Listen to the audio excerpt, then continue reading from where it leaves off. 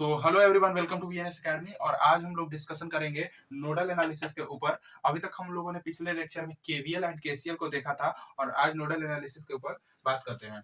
तो nodal analysis कुछ नहीं होता है, आपका ये कॉम्बिनेशन होता है किसका, केसीएल प्लस ओम्स लॉ का।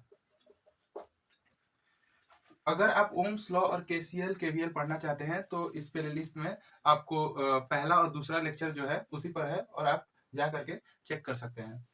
ठीक है, तो आज इसको पढ़ने का स्टार्ट करते हैं। तो अगर केसीएल और ओम्स लॉ को मैंने जोड़ा है तो इन दोनों में जो भी कॉमन क्राइटेरिया होगा उसको नोडल एनालिसिस को फॉलो करना पड़ेगा।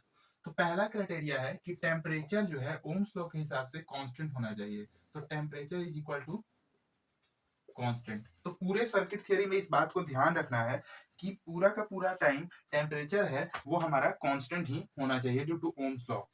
जो दूसरा हमारा यहाँ पे क्राइटेरिया होता है वो ये होता है कि आपको जो नेटवर्क रखना है should be lumped, should be lumped. What is the meaning of lumped? There is two type of network. The first one is the lumped network and another one is the distributive network.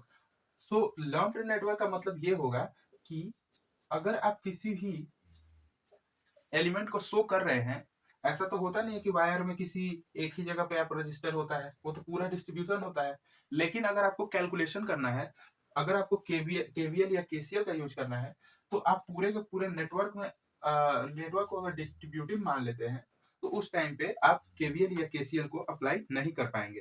तो इसलिए हमको network को क्या मानना पड़ता है, lumped network मानना पड़ता है। उसी तरह से किसी भी ट्रांसमिशन लाइन में आप देखेंगे कि वहां पर भी कैपेसिटर भी होता है और इंडक्टर भी होता है। तो उस इंडक्टर को हम लोग एक तरह से लम्प्ड मान लेते हैं और लम्प्ड मानकर ही हम उसका कैलकुलेशन करते हैं।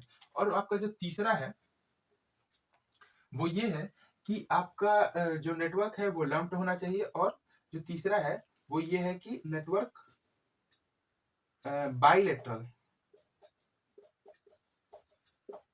या फिर यूनिलेटरल भी हो सकता है, लेटरल, बट साथ ही साथ लीनियर होना चाहिए।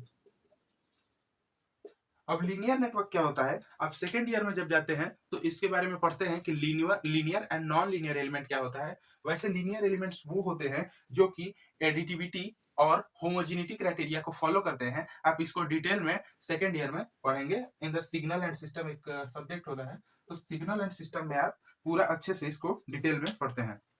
तो आगे हम इसके क्वेश्चन पर कुछ डिस्कशन करते हैं और उसके बाद अच्छे तरीके से नोडल एनालिसिस को समझने का कोशिश करते हैं।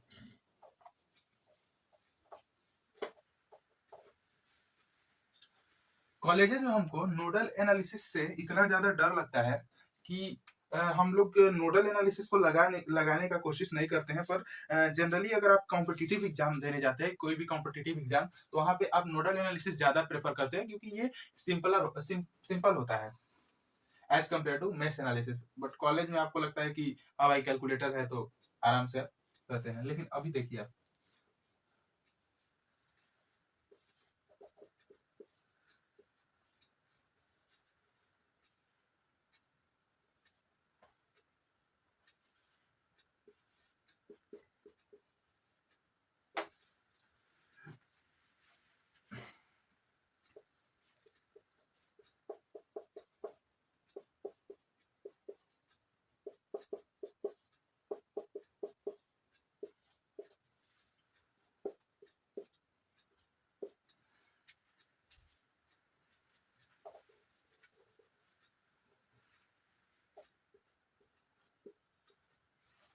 ये आपका एक नेटवर्क है, एक सिंपल सा नेटवर्क है और आपसे ये पूछा जा रहा है कि इस आई का वैल्यू आप बताइए।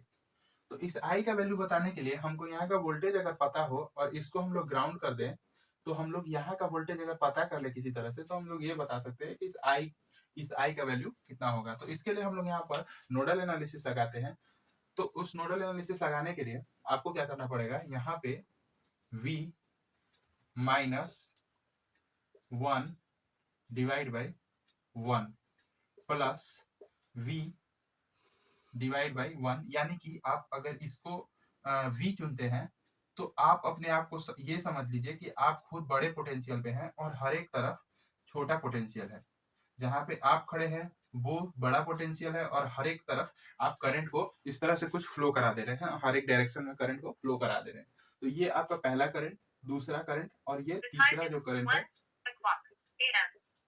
वो V माइनस 2 डिवाइड बाई 1 और यहाँ से 0, ये हो जाएगा 1 1 1, तो ये 3V इज इक्वल टू 3 और यहाँ से V is equal to 1 volt निकल के चला आएगा। तो अगर ये आपका V is equal to 1 volt होगा तो I is equal to V by R Ohm's law के हिसाब से, और यहाँ से V is equal to 1 divide by 1, यहाँ से 1 एम्पियर।